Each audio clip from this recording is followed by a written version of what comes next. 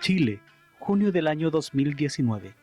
Alumnos y alumnas de diferentes liceos emblemáticos de Santiago comenzaron una de las más significativas e imprevistas serie de manifestaciones que llevaron al gobierno de Sebastián Piñera a caer en una profunda inestabilidad política, acompañado de improvisados cambios de gabinetes, renuncias de ministros y una ola de violencia y represión jamás vista desde la dictadura militar, que trajo innumerables víctimas, entre ellos más de 40 muertes, cientos de víctimas de trauma ocular y miles de personas con impactos de balines y perdigones, invalidez y daños psicológicos.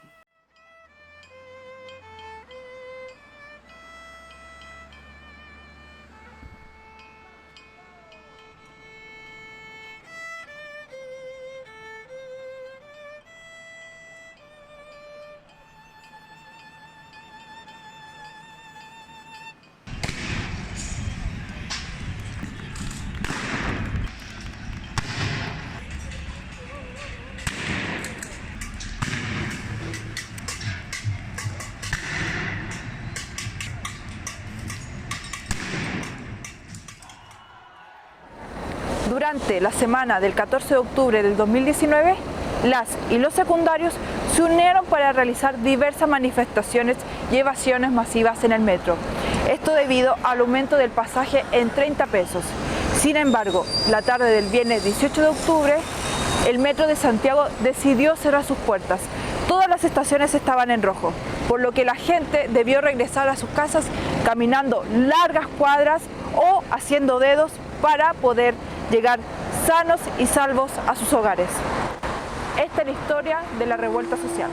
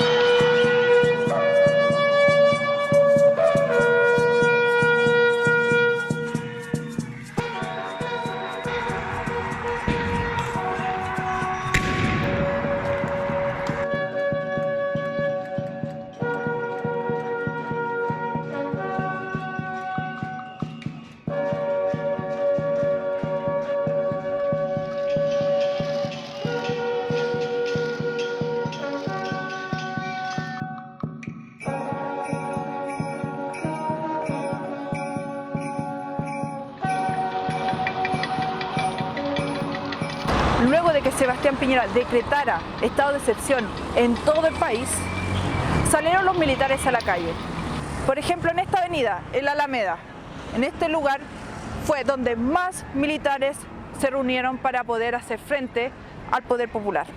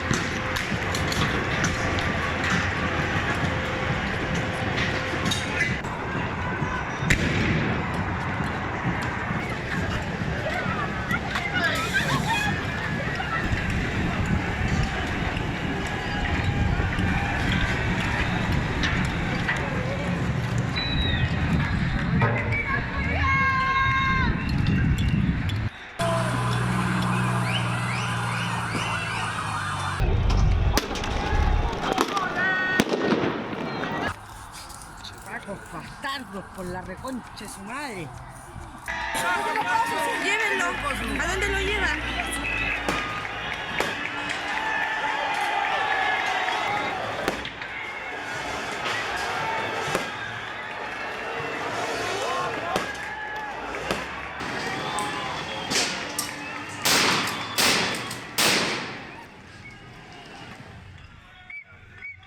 Los días posteriores al 18 de octubre del 2019 fueron el comienzo de una violenta y desigual represión policial, desatada en contra de miles de manifestantes que se encontraban expresando pacíficamente un descontento social y rechazando la presencia militar en las calles de algunas ciudades de Santiago.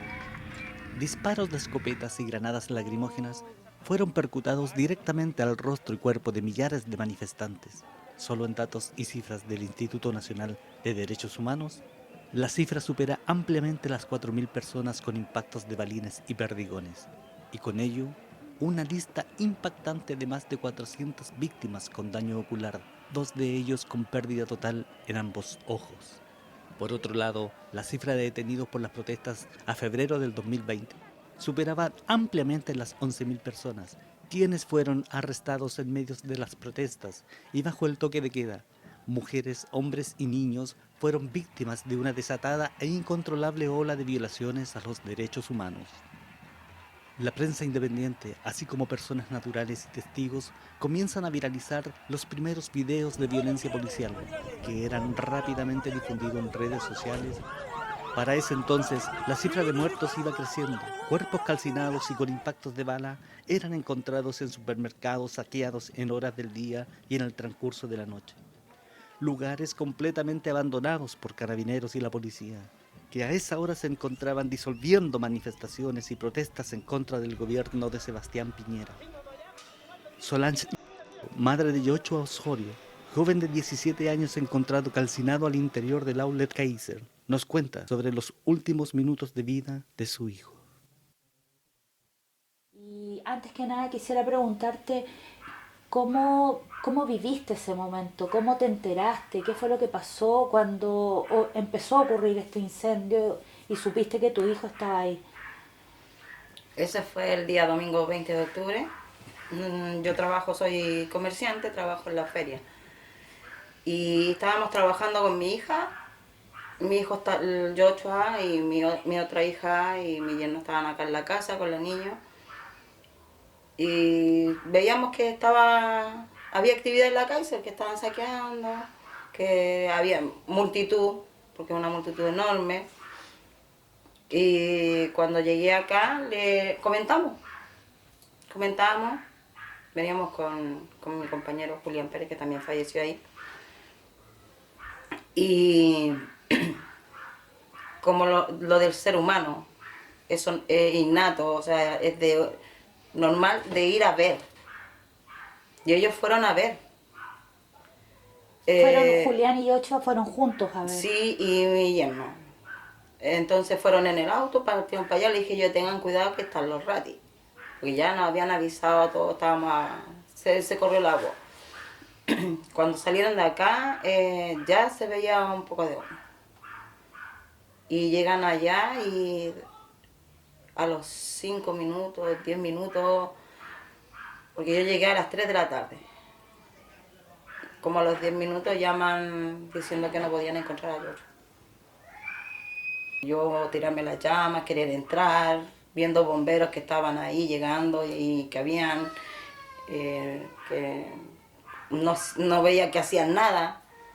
Fue desesperante para mí. Fue gritar, buscarlo ahí, darme vuelta por todo el lugar, por todo el incendio, vivir el incendio el día completo.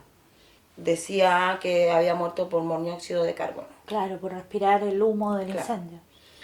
El cual, leyendo las autopsias, el monóxido era muy bajo, de 36. No era para la forma que fallecieron, que están estirados, porque ese mismo día domingo Carabineros filtró un video donde están los cuerpos ahí y se jactaban. Todo eso lo vimos, yo lo vi, ¿Ese video te llegó a ti o te enteraste por redes sociales? ¿Cómo lo viste? Lo vieron por redes sociales. Ya. O sea, lo subieron a redes sociales y ahí nos comentaron, y cuando ya no me querían dejar ver el video, se llevó a manos de mi hija. Ahí lo vi y lo veía una y otra vez para ver qué sucedía. Y claro, ya con lo que me dijo el perito Rabanal, claro, por la monóxido no podía haber fallecido. La posición tampoco es de una persona que está quemada.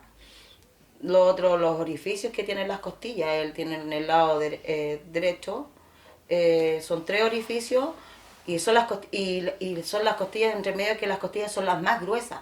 En un incendio las costillas que se revientan son las más frágiles, las de abajo. Entonces también decía, son orificios. Si hubiera roto un hueso, te rompe la piel, te la raja, o sea, te hace un largo. Pero estos son orificios. No sé, a ver. Somos seres humanos.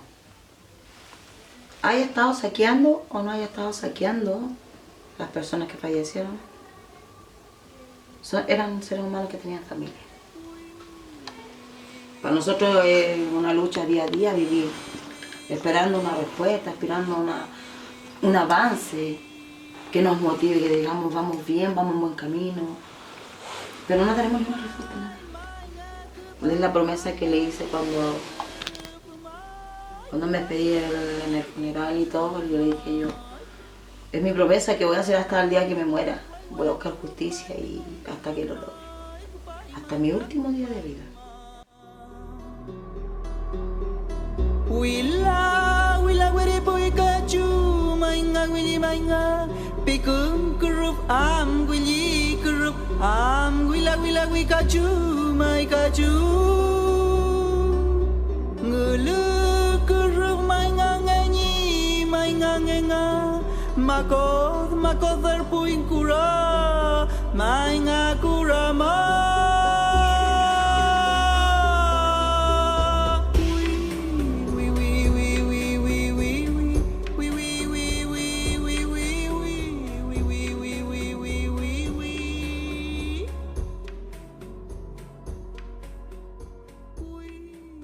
El monumento de Carabineros de Chile se caracterizó durante la revuelta por ser un lugar donde los manifestantes eran agredidos por fuerza policial, recibiendo impacto de perdigones y bombas lacrimógenas, para luego ser socorridos y trasladados al Centro Arte Alameda o a distintas brigadas que se encontraban en el sector.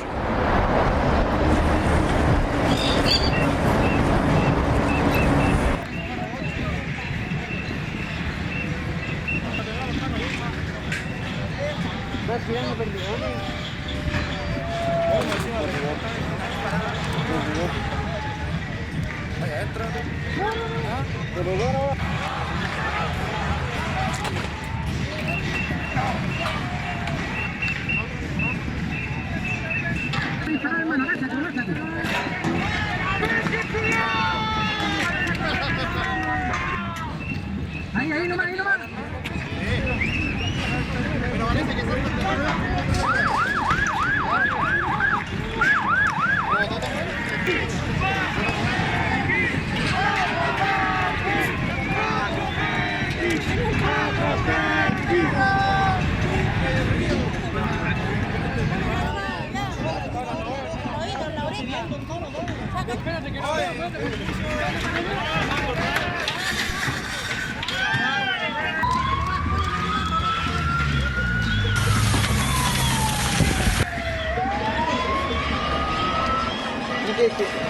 Ya, yo te voy a avisar, ya. Ya, a la cuenta de tres. Ya, 1, 2, 3. ¿Ya salió? Ya, pues. La tarde del 8 de noviembre del año 2019, a eso de las 18:15 horas, el joven estudiante de psicología Gustavo Gatica recibió el impacto de perdigones en ambos ojos mientras se realizaban manifestaciones en calle Carabineros de Chile, Vicuña Maquena. Al día siguiente los médicos confirman la pérdida total de la vista.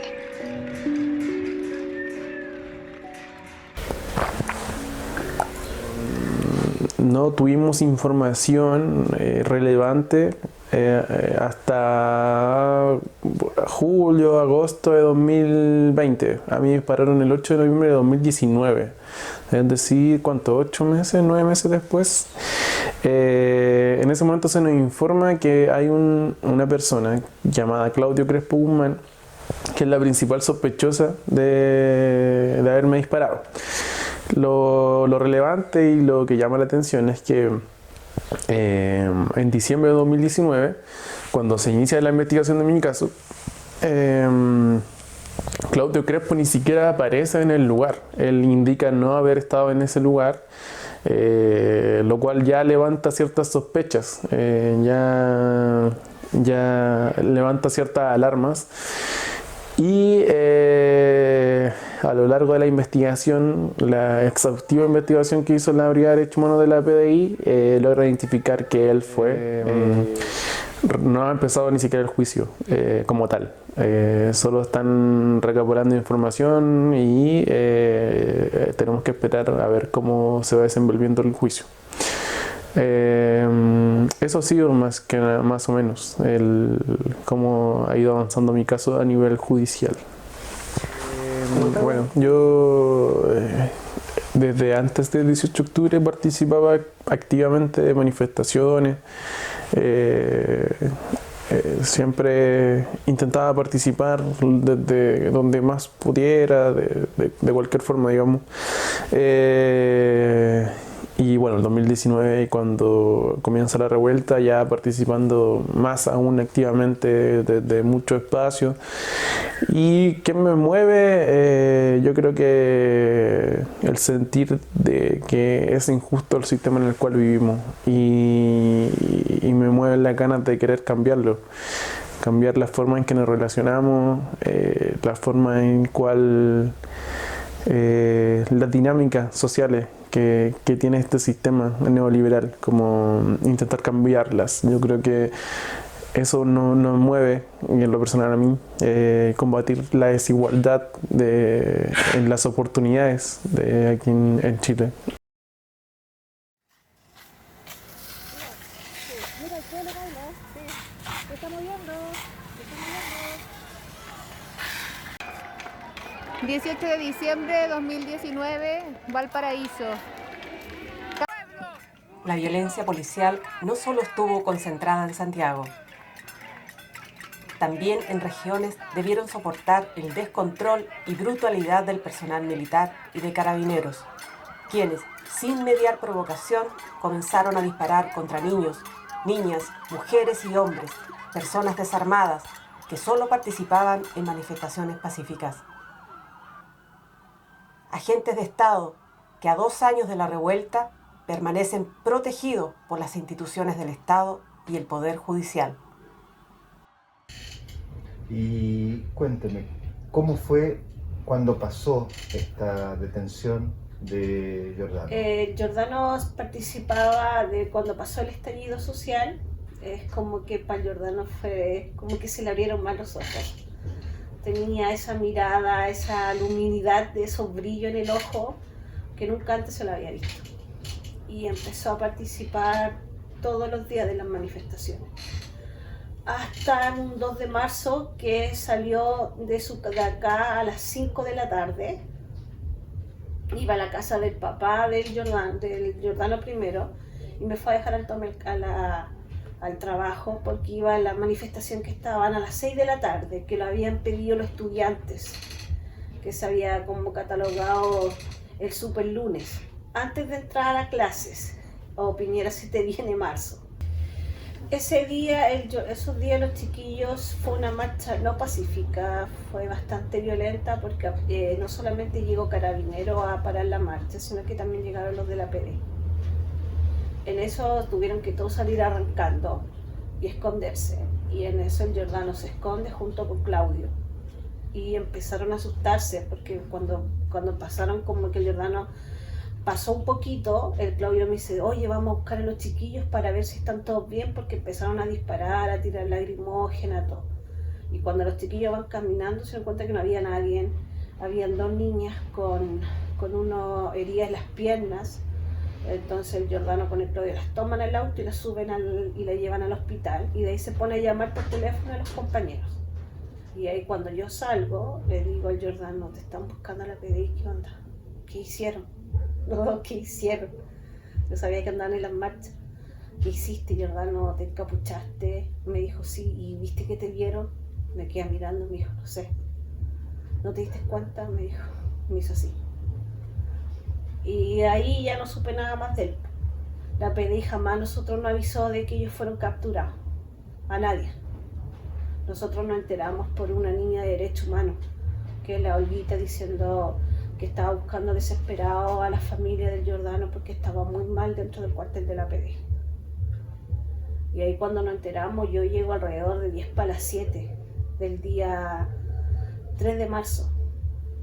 Y voy, entro al cuartel de la PDI y le digo, ¿sabe qué? Quiero hacer una consulta. Me dijo, sí, estoy buscando al señor Giordano Santander. ¿Y usted quién es su pareja?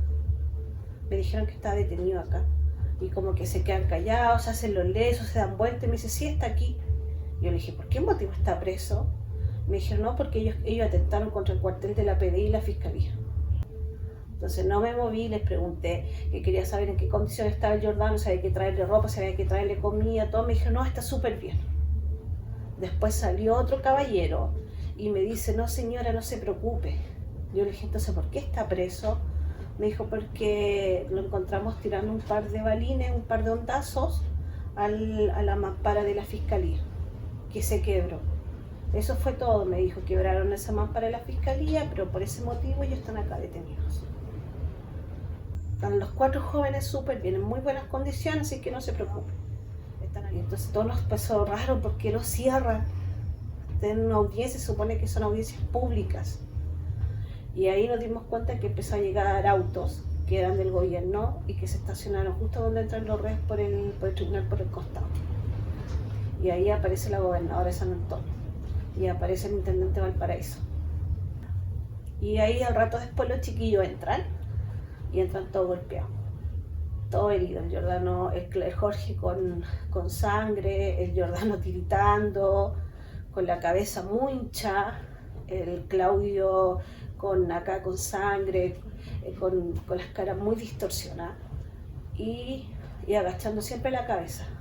Pero ahí entraron tapándose un ojo, en forma de protesta. Y las pruebas, cuando empezaron a hablar del juicio, de la audiencia de formalización, mostraron pruebas.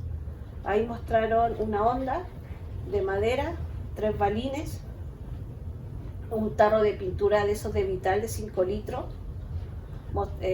bombitas de agua, 6 lacrimógenas vacías y 5 láser. Y en el cuartel de la PDI no mostraron nada, solamente mostraron que el auto del Giordano pasaba, nada más que eso. Y dijo, y sobre el homicidio frustrado, ¿dónde está el certificado médico que acredite este supuesto homicidio frustrado? Y los querellantes dijo, no tenemos, no hay nada. Y entonces, ¿por qué hay homicidio? ¿Por qué lo quieren formalizar por homicidio frustrado? Porque el funcionario de la PDI, Gutiérrez Herrera, dice que quiso el Giordano embestirlo con ánimo homicida. Por eso es que al Giordano se le está poniendo esta ley de homicidio frustrado. Y ahí le dicen, sí señor juez, pero acá tenemos más evidencia. Aquí tenemos evidencia de donde estos jóvenes pertenecen a un grupo de WhatsApp que se llamaba el Club de la Pelea, donde ellos se organizaban donde se organizaban para hacer el vandalismo acá en San Antonio, donde se organizaban ellos fueron los culpables de este estallido social que pasó acá en San Antonio. Acá tenemos evidencia donde estos jóvenes comparten informaciones de flyer, de las manifestaciones, tenemos fotos de estos jóvenes encapuchados y empiezan a mostrar. Tenemos fotos detrás de barricadas, ellos son los responsables de todo lo que pasó acá en San Antonio. Entonces por ese motivo también a los jóvenes se les está imponiendo la Ley de Seguridad Interior del Estado, artículo 6. Bueno, yo los días anteriores, en esa época estaba en mi primer año de medicina en la Diego Portales y con un grupo de compañeros y compañeras fuimos a Plaza Dignidad a intentar hacer algo, llevar agüita con bicarbonato, aportar el granito de arena para el proceso que se estaba viendo en ese entonces.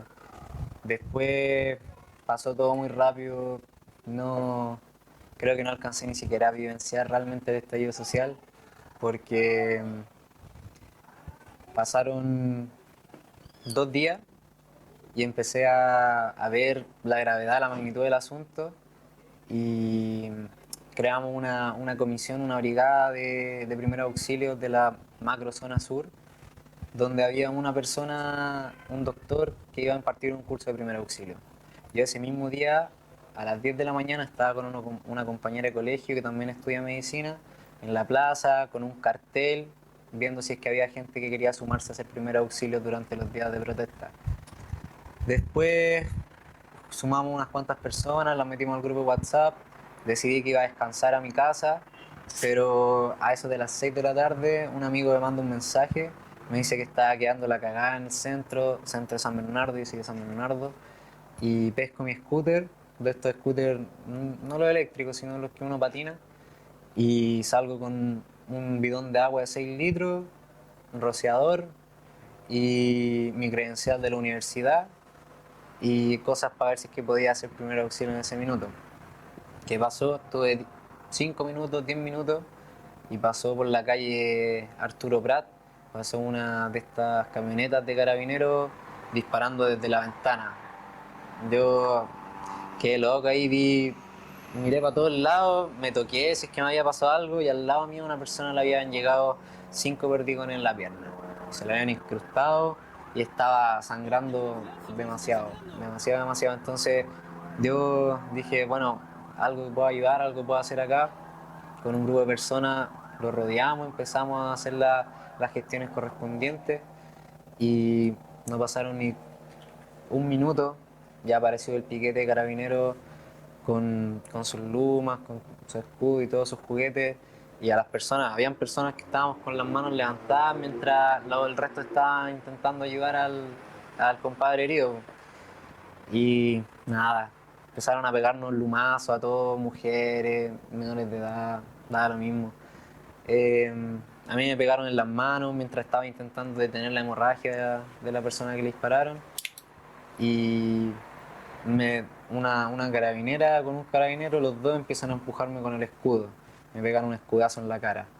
Después yo salgo, me devuelvo, me voy, intento escapar de la situación porque ya que iba a hacer allá si no me podía quedar ya ayudando a la persona.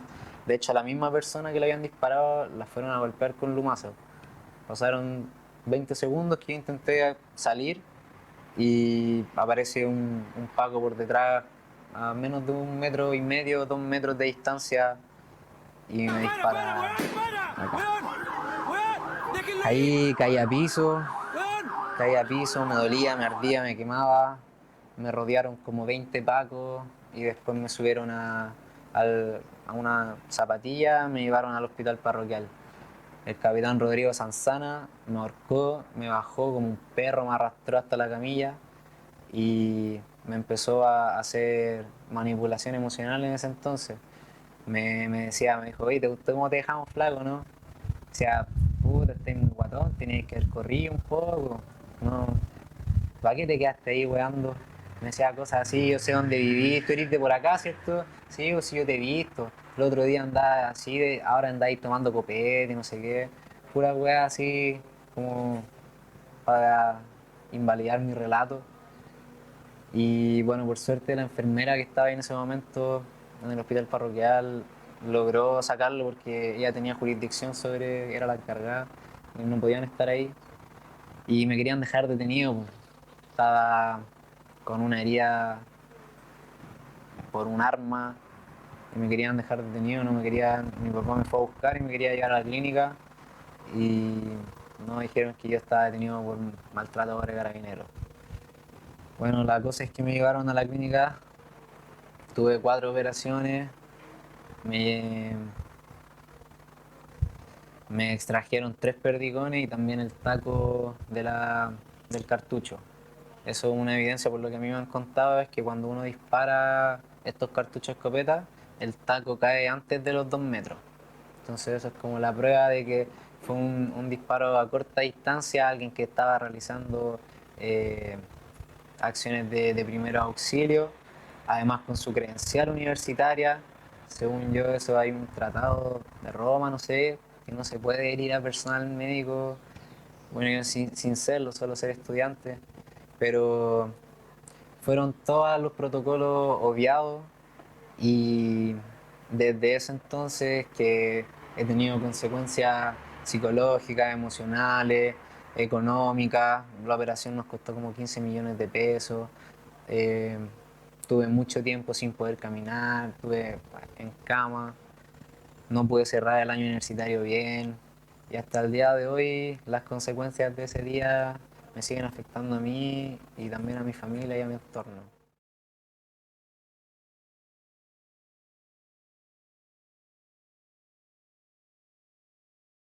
Claudio, cuéntanos, ¿qué te llevó a salir a manifestarte durante los días del estallido social? La desigualdad social que hay, pues, la discriminación, el abuso que hay, el abuso policial que hay, el abuso del gobierno. No sé, como le explicaba yo, muchos dicen fueron 30 años o muchos dicen fueron 30 pesos el alza, pero hasta el día de hoy, que estamos octubre del 2021, siguen subiendo las cosas y los sueldos no suben. Claudio, ¿qué pasaba en ti cuando veías las manifestaciones de los estudiantes que hicieron las primeras evasiones del metro? ¿Había algo de empatía con ellos? Sí, los cabros son capos. Los cabros de la ACE, en este caso, que son los que convocan, son capos. Para mí son expertos, son unos cabros que hasta el día de hoy, no sé, pues están en la toma de los derechos humanos, que llevan casi 80 días, un poquito más, y siguen resistiendo. El día que a mí me agredió Carabineros fue el día 11 de septiembre, para ponerlo claro. Nosotros estábamos haciendo una conmemoración del 11 de septiembre aquí en la Plaza de la Población La Legua. Hicimos ollas comunes, una feria de las pulgas y un montón de actividades relacionadas con el 11 de septiembre, en conmemoración a los caídos. Al caer la noche, tipo 9 de la noche, nosotros salimos a Avenida Las Industrias, donde en Avenida Las Industrias se prendieron barricadas y se siguió con una manifestación pacífica hasta la represión de los carabineros. En ese momento, por altoparlantes nos hablaba Carabineros, nos decía que a las 11 de la noche, por ley, iba a comenzar el toque de queda y que ellos iban a salir con más violencia. A mí el disparo me llegó a las 11 con 25 minutos. O sea, salieron con más violencia. Salieron a disparar directamente a la cara porque a mí el primer disparo fue a la cara. ¿Qué pienso yo? De que el carabinero, si es que se sintió atacado por mí, difícil porque yo no tenía nada. Pero pienso yo que es necesaria esa violencia que tiene Carabineros contra la gente. ¿Cuántos metros habían desde donde estaba el oficial a donde estabas tú? Prácticamente había una distancia como de 10 a 15 metros.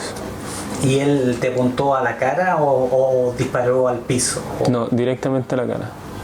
¿Ese impacto te llega en el ojo? En el huesito que tenemos bajo el ojo, me topa directamente y me atraviesa hasta el nervio ocular, que hasta el día de hoy yo tengo el perdigón alojado en el nervio ocular. ¿Tienes dos perdigones? Tengo dos perdigones, uno que se desintegró pero quedaron esquirlas del perdigón adentro y el otro que es el que entró directamente hacia el nervio ocular. ¿Cuál es tu condición? ¿Cómo ves hoy? ¿Cómo veo hoy? Veo súper mal, me mareo, tengo, no sé, cuesta dimensionar cosas. Es difícil explicarlo porque, no sé, como no se me nota, hay gente que piensa que, sé, que estoy dando la lata, ¿me entiendes? Pero hay gente que entiende, que entiende que el daño que causó el carabinero me generaron cambios de humor. daño psicológico. Tengo que estar en terapia psiquiátrica, tengo que estar con un neurólogo frecuentemente porque tengo un daño en el nervio trigémino, que es un nervio que adapta toda la parte de la cara facial. Y emocionalmente mal, po. Claudio, ¿qué pasa si tú te quisieras operar y sacar esos perdigones que permanecen en tus ojos? ¿Cuál sería el daño que tendrías? Si yo me quisiera operar, y el daño que sería que yo perdería mi globo ocular natural que yo tengo, que es mi ojo, que hasta el día de hoy tiene movimiento. Visión no tiene el 100%, pero tiene movimiento. Si yo me opero, la operación no puede ser por ninguna parte, sino que por el ojo. Entonces, a mí los médicos me explicaron que para operarme a mí, tienen que extraer el globo ocular, perdería yo el globo ocular y directamente quedaría con una prótesis para poder ellos sacar el perdigón que está alojado en el nervio óptico. Mi nombre es Claudio Enrique Valdivia Tafo.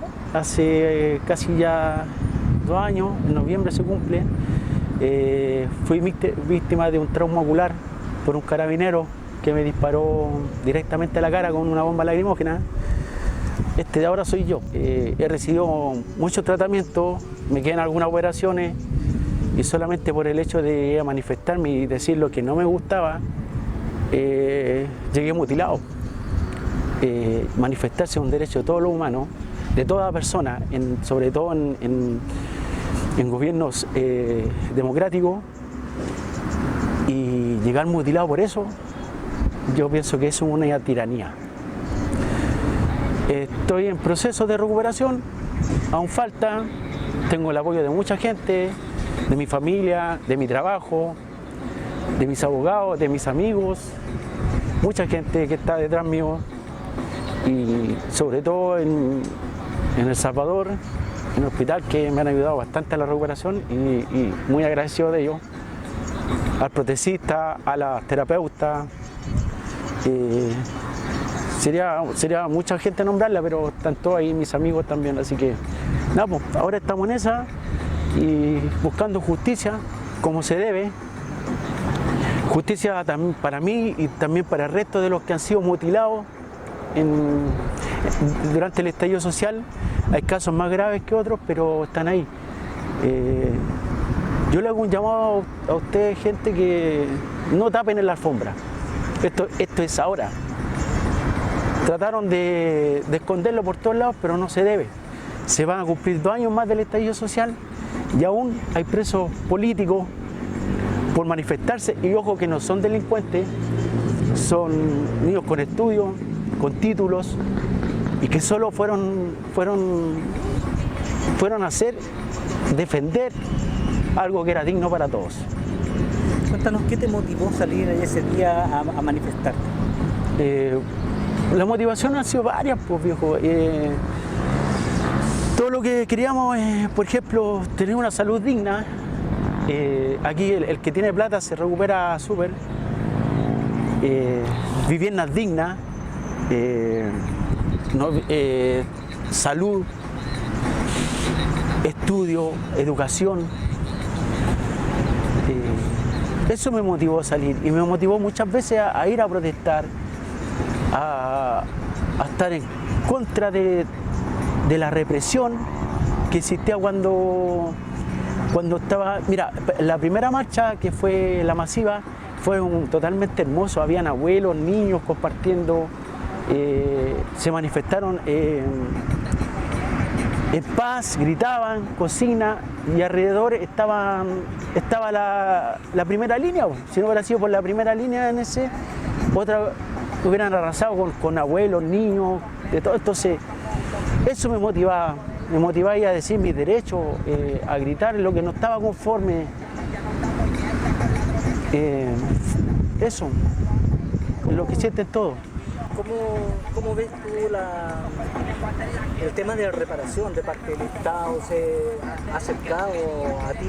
¿Te han mandado alguna ayuda o se han preguntado por la causa? Del Estado nada. Del Estado ni el saludo, nada. El Estado para mí no me representa. El Estado ha sido la piedra nosotros hemos sido la piedra en el zapato para el Estado en realidad. Yo, por parte del Estado, no he tenido ninguna reparación, nada. A mí, solamente El Salvador, que es un programa, está el programa Piro y el programa UTO, que si no fuera por esos programas, nosotros estaríamos a la deriva. Es mi opinión personal, pero hay muchos jóvenes que no están de acuerdo con el tema de la terapia ahí en la UTO, pero si conversaran con las terapeutas, conversaran con los doctores, ustedes sabrán que el gobierno no les da medio para eso. Ellos tienen que salir con lo que tienen. Y le sacan gente, le echan gente. Entonces, el Estado, muchachos, a nosotros no lo representa. Es eso. Y yo creo que en varios aspectos este gobierno, para mí, ha sido un gobierno nefasto, de verdad. Ay, me ha perjudicado en las dimensiones, en los trayectos, por ejemplo, tú ibas a tomar un lápiz y pasabas de largo, o sea, tenés que empezar a cuadrar o alinear cómo tratar de caminar o correr. Entonces, fue heavy. Veo por un solo ojo, ¿cierto? El otro no, es una prótesis y es complicado, viejo, complicado. Yo le hago un ejemplo, tápense un ojo y empiecen a correr. Corran con un solo ojo y van a saber lo que se siente. Vayan a tomar algo con un solo ojo y ahí van a empatizar con uno, de verdad.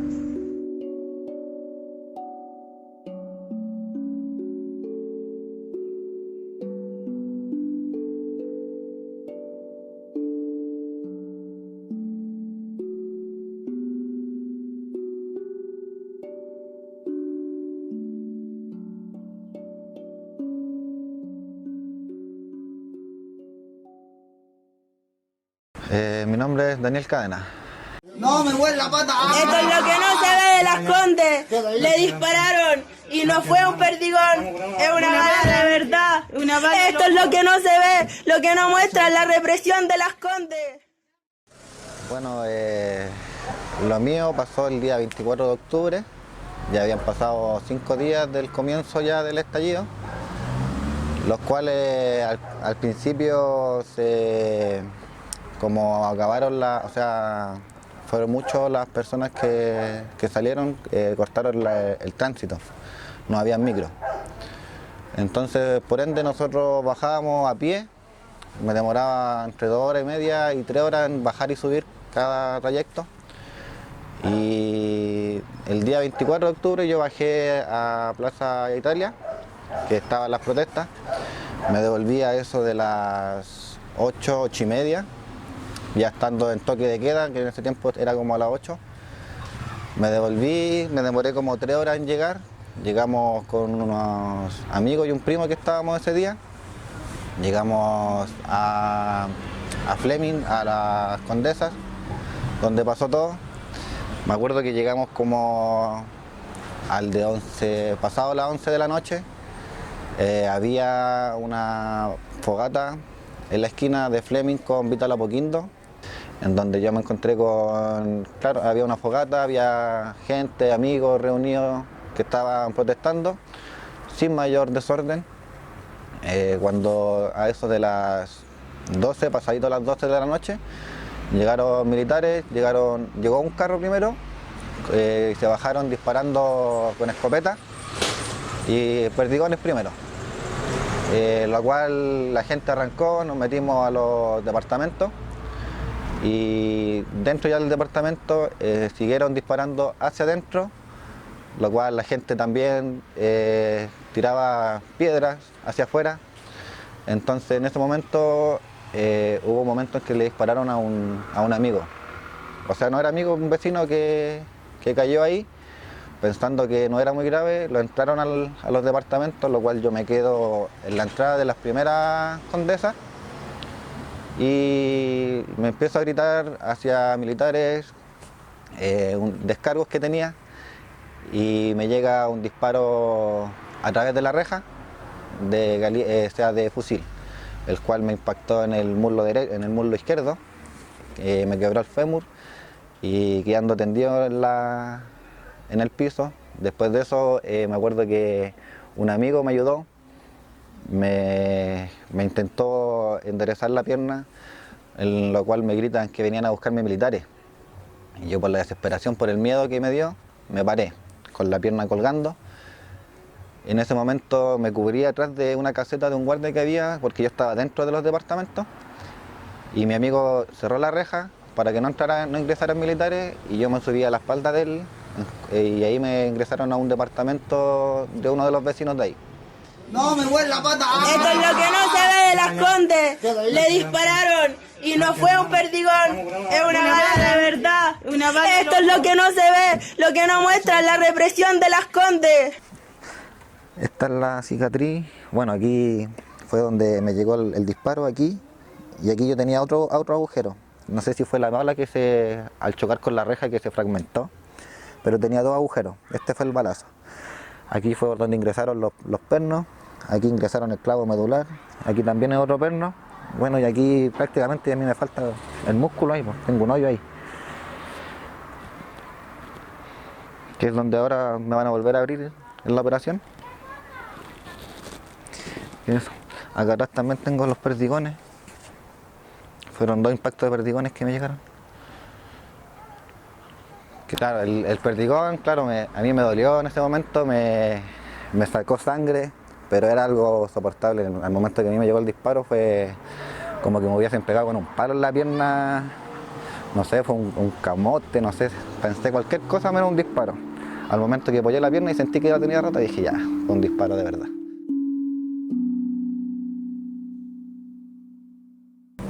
Yo creo que no hay que perder las esperanzas, yo creo que no hay que perder la convicción de que sí podemos poner los ojos del mundo sobre Chile. A este gobierno le importa mucho la imagen país y en ese sentido nosotros tenemos que continuar bregando para que se haga justicia, si no dentro del país, fuera del país. Ya tenemos experiencias pasadas y se han logrado condenas ejemplares en causa de violación de los derechos humanos de dictadura. ¿Por qué no ahora? Sí, dentro de los nuevos sujetos de la represión están los brigadistas de derechos humanos, están los miembros de la primera línea y también están los comunicadores independientes. Eso ha sido muy característico de esta revuelta social. La represión violenta e indiscriminada a los comunicadores. Hablamos de periodistas, fotógrafos, reporteros, audiovisualistas, etcétera, que cada jornada de manifestación reciben la represión de los agentes del Estado y son víctimas de daños de sus equipos, son víctimas de lesiones corporales, son víctimas además de imputación de delitos. Cuando a ellos los ampara la ley de prensa y ellos están además amparados por la garantía fundamental del derecho a la comunicación. Nosotros como CODEPU tenemos una línea de trabajo en torno a la defensa de la libertad de expresión en tanto derecho humano y llevamos alrededor de 20 causas en defensa de comunicadores y también querellas interpuestas por lesiones graves, gravísimas, por ejemplo, en el caso de un periodista que perdió la visión de un ojo a consecuencia del lanzamiento de agua directa hacia su cara. Y bueno, y también hemos interpuesto acciones internacionales. En ese sentido, nosotros consideramos que ha sido característico de la revuelta social el tema de la criminalización a la libertad de expresión. Además, a diferencia de los medios oficiales, que no son agredidos, que se les permite, se les ha permitido desplazarse incluso en época de pandemia, libremente, sin ninguna limitación, y por lo tanto, ¿por qué? Porque en el fondo son los que siguen la misma línea de la autoridad del Ejecutivo. CODEPU nace de la época de la lucha contra la dictadura y una de nuestras grandes banderas era verdad y justicia para que nunca más. Y en ese sentido, lo que pasó después del 18 de octubre, después de la revuelta, demostraron que nunca más era bastante débil, bastante feble, porque reaparecieron una serie de fenómenos que nosotros pensábamos que estaban bastante restringidos. El tema de la tortura, el tema, digamos, de la violencia policial, el tema de una política estatal de castigo a la población, quedaron de manifiesto. Aquí hay que ser bastante claros. No estamos en presencia de actos aislados, de situaciones específicas y concretas de algún carabinero que se le pasó la mano, algún militar que se le pasó la mano o algún agente de investigaciones que se le pasó la mano. Aquí el Estado tomó una política de limpiar de la calle a los opositores, a los manifestantes. Aquí no hay represión de actos puntuales, entre comillas, delictivos. Hay una violencia contra la población civil. Y esto se manifiesta en varias cosas. Primero, la violencia indiscriminada a carabineros. Muchos de nuestros patrocinados, CODEPU lleva más de 200 querellas, estaban en situaciones de manifestación pacífica o incluso eran personas que iban de tránsito, que iban pasando. Lejos de focalizar, como dice Carabineros, su accionar para intervenir a aquellos que están cometiendo actos de vandalismo, la verdad es que atacaron al conjunto de la población civil. Además, usaron medios que aumentaron la lesividad, lo cual habla de la intención de disuadir, insisto, disuadir la protesta, disuadir a que la gente vaya a manifestarse.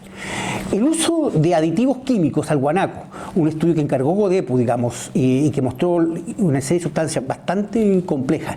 El uso de perdigones que tenían también compuestos que lo hacían bastante más serio. La violación de los protocolos de uso de los perdigones, que en vez de disparar al aire, los disparaban directamente al cuerpo y hacia la cara, sabiendo su potencial letal, hablan de este carácter. Si el guanaco moja con agua normal o con agua con aditivos, disuade igual, pero el agua con aditivo provoca lesiones. Tenemos un par de querellas por personas que quedaron quemadas, con el cuerpo quemado y de alguna gravedad por el agua del guanaco. ¿Y eso para qué era? Para que los días siguientes se sintieran tan mal que tomarán miedo de asistir a las próximas manifestaciones. Los componentes de los perdigones eran bastante lesivos, tenían una serie de metales pesados que explicaban que se enconaran, que explicaban infecciones, que fueron un cuadro recurrente que empezó a suceder. Nosotros como CODEPU montamos un pequeño puesto de salud a fin de poder atender a algunas personas que estaban lesionadas y que claramente el sistema público no tenía capacidades o tenían miedo. Hay que pensar que en el Sotero del Río, concretamente, hubo una experiencia bastante dramática en que llegaron muchachos heridos por perdigones y los carabineros trataron de detenerlos en el recinto. Lo mismo en Pudahuel del Sur. Entonces se generó una desconfianza real y se obligó a este funcionamiento. Yo, como víctima de trauma ocular, he vivido un camino muy difícil en todo sentido. Desde la parte de recuperación en el hospital El Salvador, nos integraron en un programa PIRO, que fue un programa deficiente desde el principio, donde todos los chicos que llegaron ahí sufrimos la incomprensión del gobierno y de aquellas autoridades que estuvieron a cargo del programa, donde un programa que se llamó de integración integral nunca fue eso, solo fue un escudo para tapar las violaciones a los derechos humanos que se nos habían cometido. Nunca tuvieron la voluntad de hacernos una recuperación integral. Nos sometieron a la revictimización por mucho tiempo, hasta el día de hoy. Nos sometieron a procesos crudos médicamente, crudos económicamente, crudos socialmente, un desgaste emocional tanto para nosotros como víctimas, pero también a nuestros familiares. el abandono y la no voluntad de aquellos que están encargados de estos programas de no tener las convicciones sobre el respeto a los derechos humanos, el negacionismo. Ha sido 2 años muy difíciles, ha sido 2 años de luchar contra una maquinaria muy grande que no contempla al ser humano, contempla solamente una ideología política, que al ciudadano normal como yo, como muchos que fuimos heridos en las calles, no abanderábamos ningún partido político, no participábamos en una acción violenta, no estábamos delinquiendo, pero sí fuimos agredidos con brutalidad y luego dejados de lado.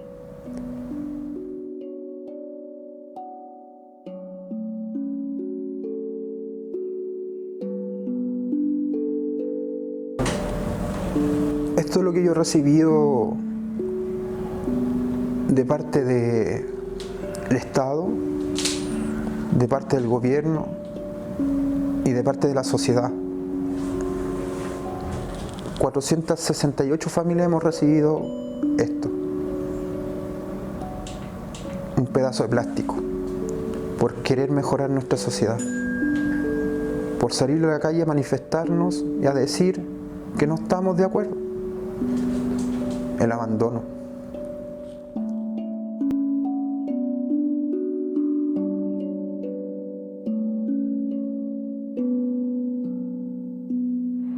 Sin lugar a dudas, Galería Cima cumplió un importante rol durante la revuelta social, a través de la obtención de imágenes por medio de sus cámaras de seguridad.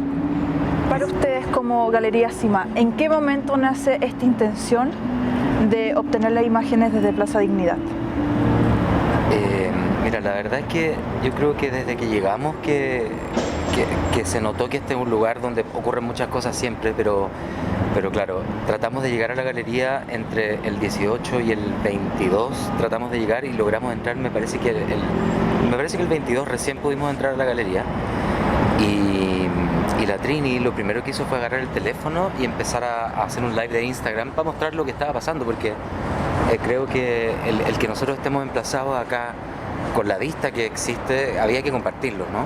Y ella empezó con el Instagram y yo empecé a buscar la forma de transmitirlo a través de YouTube. Yo creo que es que son tantas cosas muy fuertes, otras muy bonitas, la marcha más grande por supuesto, pero tantas violaciones de los derechos humanos que vimos y presenciamos de cerca. O sea, una cosa es lo que se ve en la cámara y lo otro es estar acá y realmente estamos mucho más cerca de lo que se ve en la cámara. Entonces se escuchan los gritos, se ve el actuar de los involucrados. O sea, hemos visto muchas cosas, no sabría realmente cómo quedarme con alguna. Yo creo que lo más bonito fue la marcha más grande por la cantidad de personas juntas manifestándose por algo, por un bien común.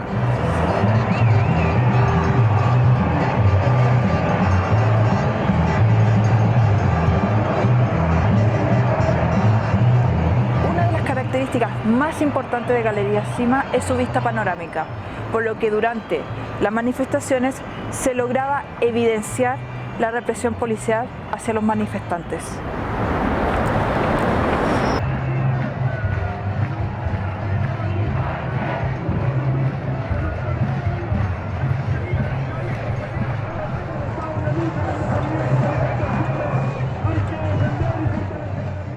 En diversas ocasiones cayeron bombas lacrimógenas a la terraza de la sala de artes. Además, las personas empezaron a utilizar el canal de YouTube de Galería Cima como un lugar de obtención de información para entender lo que está ocurriendo en Plaza Dignidad. Sin embargo, algunos medios de comunicación empezaron a robar estas imágenes sin darles créditos o pedirles autorización.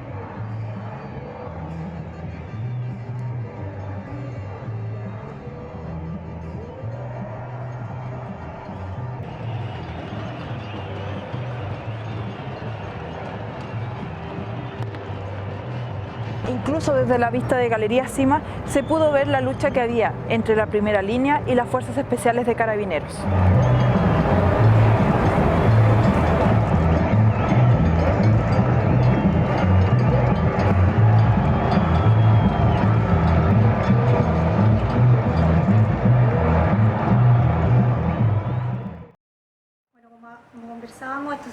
complejizando. Primero nació como una campaña de ayuda, recolección de dinero a propósito de las prótesis y la necesidad médica, pero se fue complejizando a propósito de la fundación.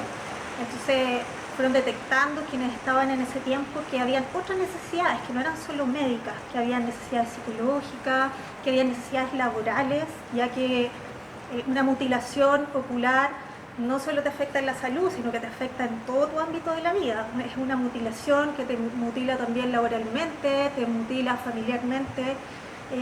Muchos chiques no pudieron trabajar más en lo que trabajaban, ya que era imprescindible su vista. Entonces fuimos detectando, quienes estaban en ese minuto, las distintas necesidades. Se fue complejizando y aportando con profesionales de distintas áreas. Ahora hay psicólogos, hay terapeuta ocupacional, hay un área laboral de emprendimiento y ahí se trata de abarcar casi todas las necesidades cuando igual es complejo, es una fundación sin fines de lucro, propia una fundación. Por tanto, es siempre a pulso, es siempre, digamos, faltando mucho. Y una de las áreas donde yo estoy es el área jurídica, donde se asesora básicamente a la gente que ha presentado querellas, a la gente que está judicializada a propósito de su trauma ocular. Asesoría, seguimiento de las causas y conocimiento de las mismas. O sea, en general, primero hay que conocerlas. Estamos derivando a otras organizaciones que siguen la causa, que hacen la defensa, y en eso siempre estamos buscando quienes desde ese espacio puedan seguir, puedan cooperar, porque esto es espontáneo, no hay organizaciones desde antes que nosotros pudiéramos detectar. Siempre ha sido todo en la marcha, siempre ha sido todo desde la necesidad. Me llamo Matías Vallejos, soy director ejecutivo de la Fundación Los Ojos de Chile. La fundación primero partió a los pocos días del estallido social como una campaña de ayuda que buscaba solamente recopilar la mayor cantidad de dinero para entregárselo a las víctimas de trauma ocular y sus familias para que pudieran costear tratamientos médicos urgentes como la extirpación de los perdigones, también las prótesis oculares y los tratamientos, digamos, derivados de eso, y también que pudieran tener acceso a la justicia, ya que ninguna de las dos cosas está garantizado por el Estado. Y a diferencia de eso digamos, está garantizada la defensa para personas que son victimarias. Pero al poco tiempo, esta campaña de ayuda que tenía una fecha de inicio y de término, digamos, dentro del 2019, nos dimos cuenta que era necesario ir más allá, complejizar más la asistencia, el acompañamiento y también empezar a hacer incidencia política para que esto nunca más se repitiera ni en Chile ni en otro lugar del mundo. Es por eso que decidimos complejizar como los esfuerzos que estamos realizando y transformarnos en una organización sin fines de lucro, digamos, constituida legalmente, etc. Y que pudiera asistir y acompañar de forma mucho más integral, porque una violación a los derechos humanos no solo afecta en lo médico o en lo biomédico, sino que tiene repercusiones en todas las dimensiones de lo social y de lo humano. Y en eso está, por ejemplo, la necesaria reconversión laboral de la gran mayoría de las personas víctimas de trauma ocular que por tener una situación de discapacidad que se la otorgó el Estado no pueden volver a desempeñar las mismas labores que realizaban antes. ¡Esto es Colina, mira! Esta impactante imagen fue rápidamente difundida en redes sociales y canales locales. En el registro se ve claramente a un hombre en estado agónico tras recibir el impacto de bala con armamento de guerra de parte de un funcionario militar durante una espontánea manifestación en la comuna de Colina.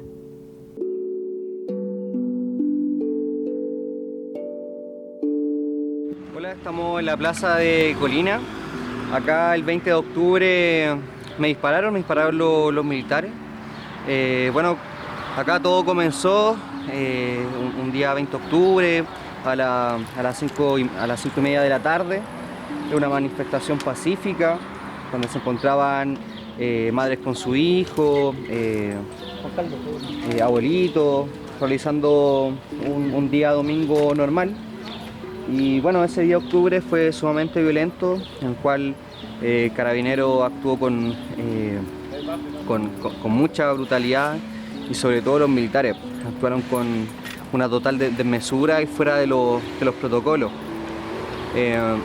A nosotros nos arrojan gas lacrimógeno, siendo que éramos un grupo reducido, no más de 50 personas, todos con las caras descubiertas, no habíamos atacado a ningún personal militar, a ningún carabinero, y nos desplazaron con el gas lacrimógeno a esta calle, a la calle Chacabuco, y nos comenzaron a reprimir, a lanzar perdigones.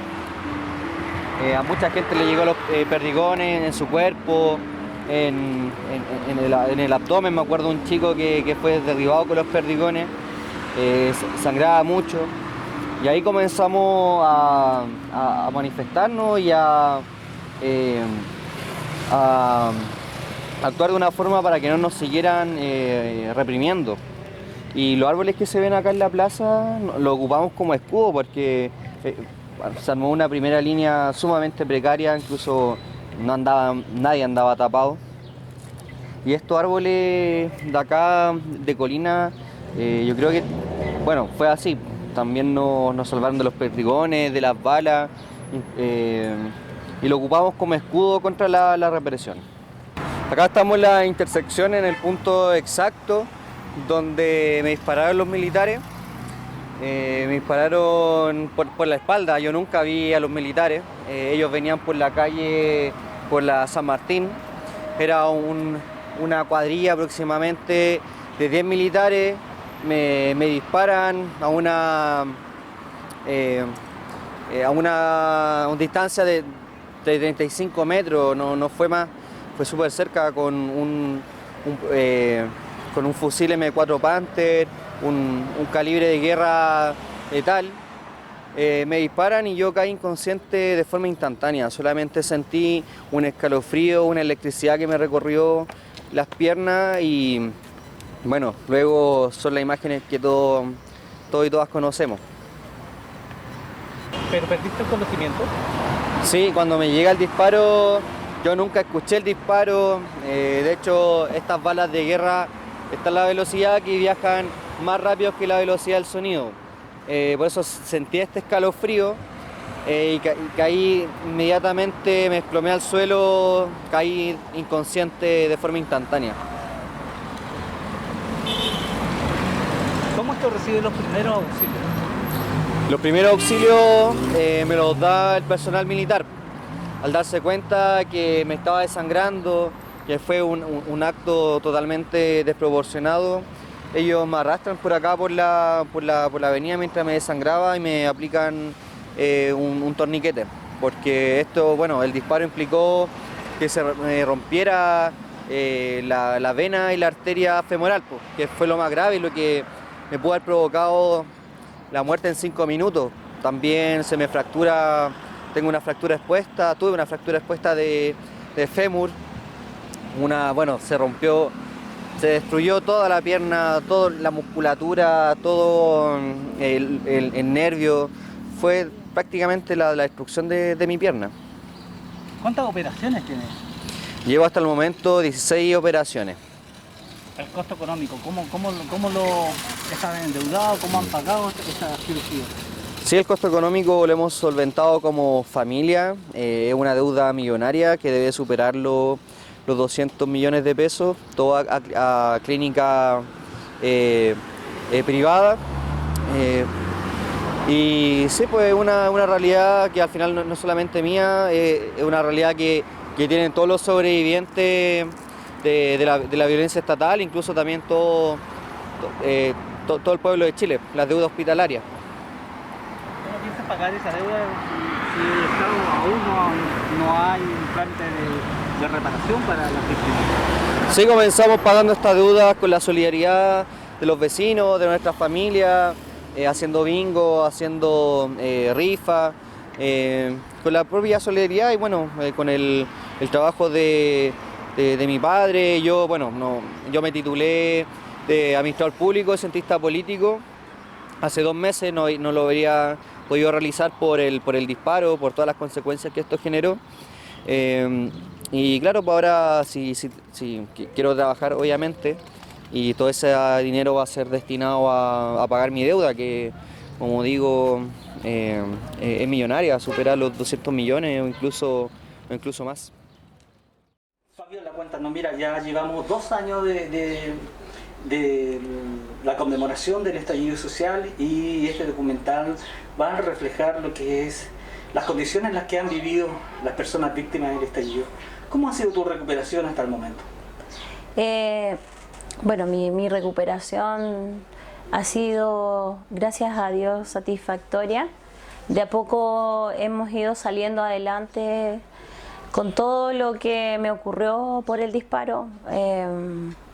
Ya no quedan operaciones, ya mi última operación fue levantar el párpado y poder acomodar bien el ojito derecho. Bueno, y ahora me queda solo cambiar las prótesis a mis prótesis definitivas de mis ojitos.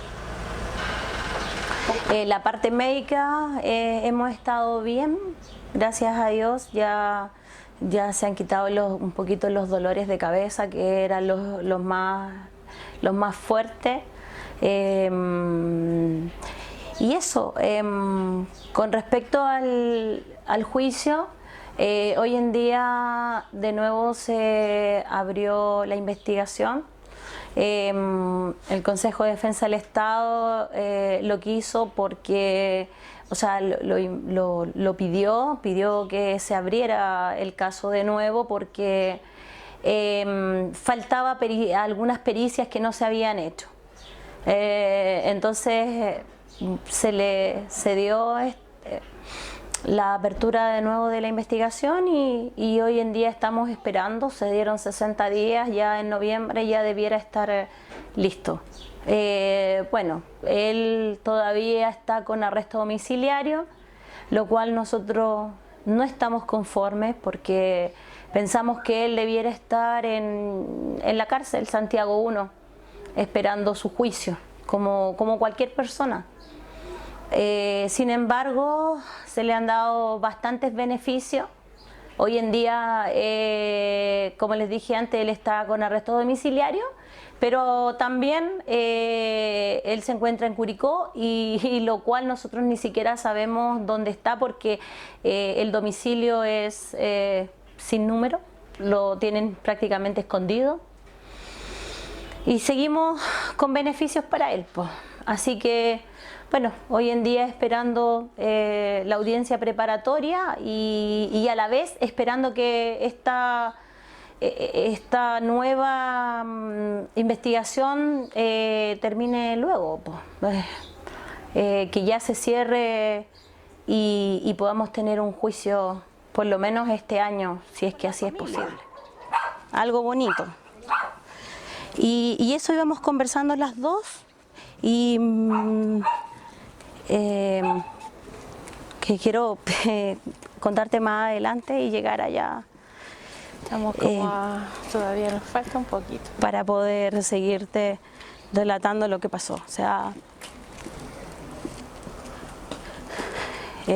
tranquila, no respira. Volví a tomar si después se puede cortar. Ya.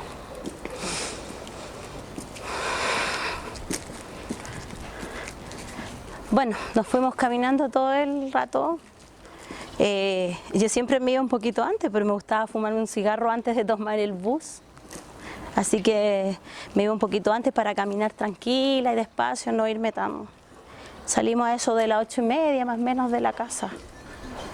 Y tranquilas caminamos porque el bus ya no pasaba aquí en Portales. Y nos habían cambiado ahí a Rinconada, y no queda más lejos, o sea, es pasado la estación en donde teníamos que tomarlo ahora. Entonces por eso necesitaba un poco más de tiempo para poder caminar tranquila. Así que nos fuimos, como te dije antes, conversando y ya llegamos a la esquina. Vamos a llegar. Entonces al llegar a la esquina, sí, esta es la esquina que ocurrieron los hechos. Al llegar a la esquina, esto es Ángel Guido y Fermín Vivaceta, Carabineros dispara a menos de 50 metros de allá. Y desde ahí yo ya no siento nada más. El relato que existe después del disparo es el de mi hermana, que en ese momento iba conmigo.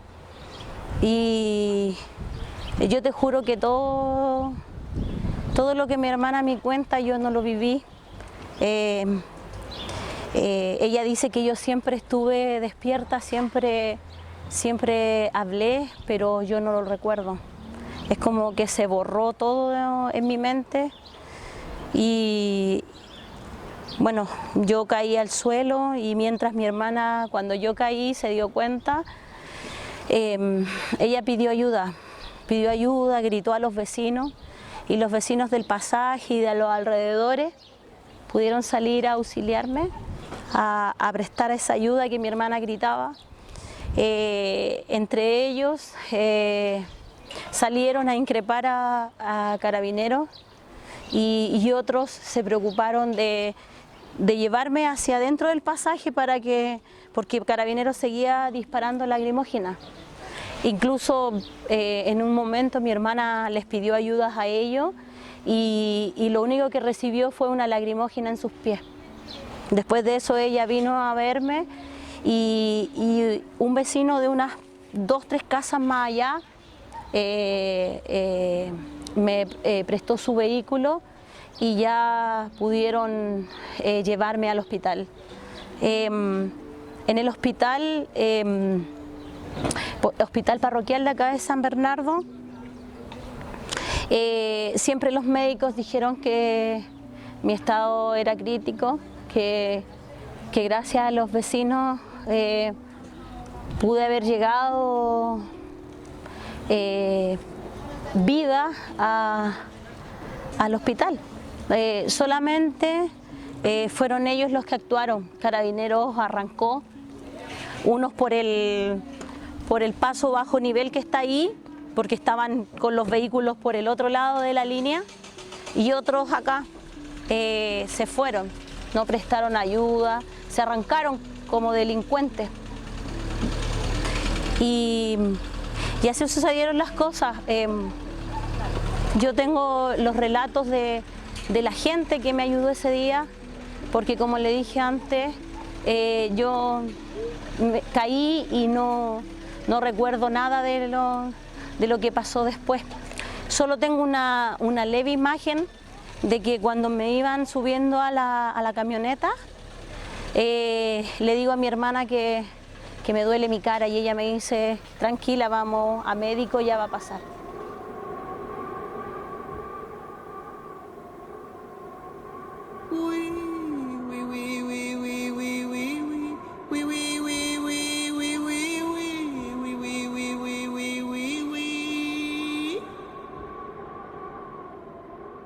Todo esto a pesar de las denuncias internacionales contra el Estado chileno por las graves violaciones a los derechos humanos cometidas durante los primeros meses de la revuelta.